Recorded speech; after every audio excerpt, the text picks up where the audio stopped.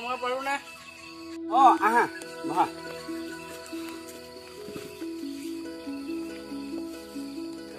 কালি যে মই তোমাক নিউটনৰ গতিসূত্ৰৰ বিষয়ে সুধিছিলোঁ প্ৰশ্নটো মুখস্থ কৰি আনিছানে মই কিন্তু নোৱাৰিম শেষৰখিনিহে পাৰিম তেতিয়াহ'লে শেষৰখিনিকে কোৱাচোন কোৱা তাকেই নিউটনৰ গতিসূত্ৰ বুলি কোৱা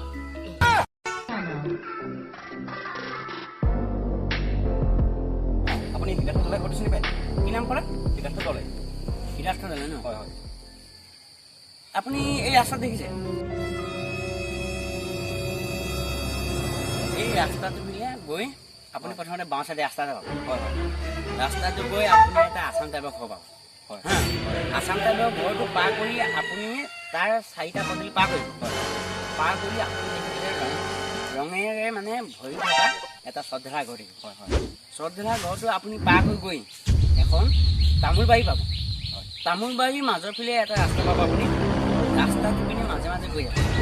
গৈ আপুনি তাত এটা ধুনীয়াকৈ মাটি ঘৰ দেখিব মাটি ঘৰটো গৈ আপুনি 2টা পদূলি পাৰ কৰিব তাত ধুনীয়া সৰু এটা সৰু ঘৰ এটা বনাই দিছে সেই সৰু ঘৰটোৰ আগত এটা মন্দিৰ আছে মন্দিৰটো গৈ আপুনি দৰ্জাখন খুলিব খুলি মেলি কি কৰিব মন্দিৰটোত এখন থাপনা দিব থাপনাখনত এখন গীতা ভাগৱত আছে